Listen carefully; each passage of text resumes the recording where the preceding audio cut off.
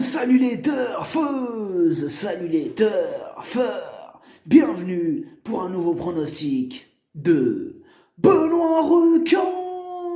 Merci pour vos likes, pour vos commentaires. N'hésitez pas à vous abonner pour recevoir tous mes pronostics tous les jours. Ok, place au pronostic du Quintet du dimanche 23 février, direction Paris-Vincennes pour le Grand Prix de Paris. 3 attelés, 4150 mètres, 13 partants, réunion 1, course 4, European Trotting Masters Série 2020, départ 15h15, international 350 000 €, corde à gauche, cendré, grande piste, et c'est un groupe 1 pour 4 à 11 ans inclus, hongres exclus, ayant gagné au moins 160 000 €, et il y a une tirelire de 500 000 € à se partager entre les heureux gagnants du Quintet dans l'ordre. Ok, petit retour sur le Quintet du samedi 22 février. Dans mon pronostic, je vous ai donné le tiercé, le quartet et le multi. Ça fait plaisir. J'espère que vous êtes nombreux à être passés à la caisse. Il y a des résultats. On continue comme ça. Le proverbe du jour: mieux vaut un petit chez soi qu'un grand chez les autres. Et ça, c'est clair. Ok, on commence avec le numéro 1. Short in Cash. C'est de loin le moins riche de la course. Mais il a déjà gagné sur une distance similaire en Suède. Bon, le problème, c'est que cette fois-ci, il va affronter des chevaux beaucoup plus forts qu'à l'accoutumée. Il devra compter sur la défaillance de quelques chevaux en vue pour espérer intégrer la combinaison gagnante, mais c'est pas non plus un interdit. Le numéro 2, Epic Jewelry. Il reste sur 2 échecs et surtout, il y a un gros doute sur sa forme. En fait, car il a un problème à la rotule. L'entourage se fait plaisir en le présentant dans cette prestigieuse course Tokar. Le numéro 3, Usain Ena. Il n'a quasiment aucune marge de manœuvre à ce niveau de compétition. Il semble vraiment surclassé. Sa tâche s'annonce compliquée. Le numéro 4, Kalaska de Guèze, entraîné par Jean-Michel Bazir et piloté par son fils. Kalaska de Guèze est en pleine possession de ses moyens. Elle est barrée pour les premières places, mais elle va tout donner pour accrocher une éventuelle 5e place. Grosse méfiance. Le numéro 5, Tessie d'été. Elle est arrivée 5e de ce Grand Prix de Paris l'année dernière. Et cette année encore, bon, elle ne pourra pas espérer de meilleur classement, mais c'est un outsider valable en bout de combinaison. Le numéro 6, Chica de Joude. Ah, c'est dommage qu'elle soit affairée, vraiment c'est dommage.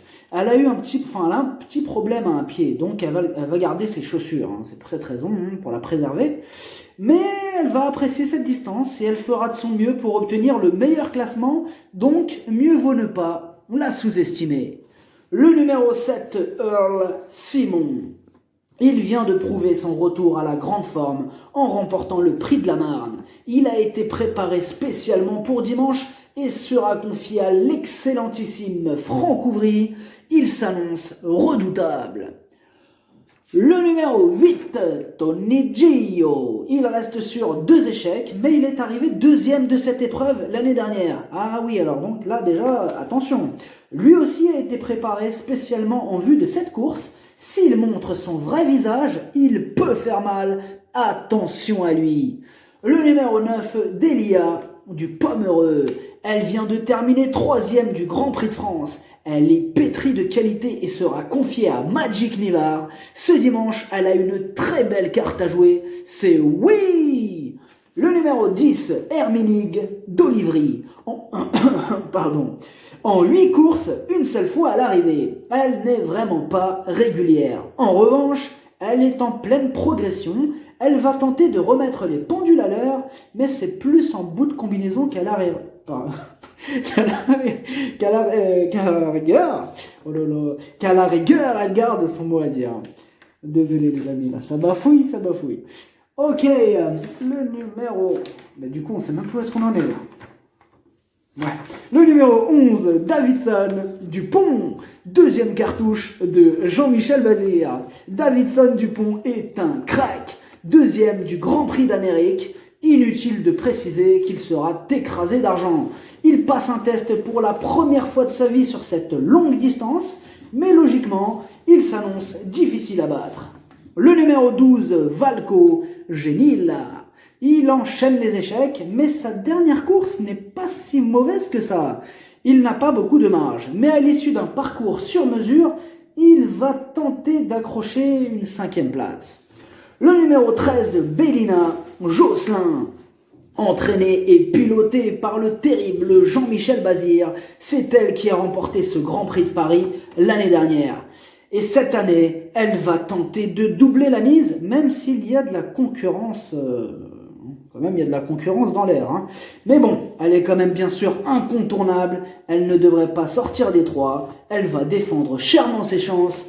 Énorme oui. Le pronostic, ça donne 13, 11, 9, 7, 6, 4, 5, 8, cheval de complément, l'As, si jamais il y a un autre nom partant, et ça peut arriver, le 10. Merci d'avoir suivi cette vidéo. N'hésitez pas à vous abonner pour recevoir tous mes pronostics tous les jours. Les jeux d'argent sont dangereux à consommer avec modération. Bonne chance, chopez-le moi. Ciao.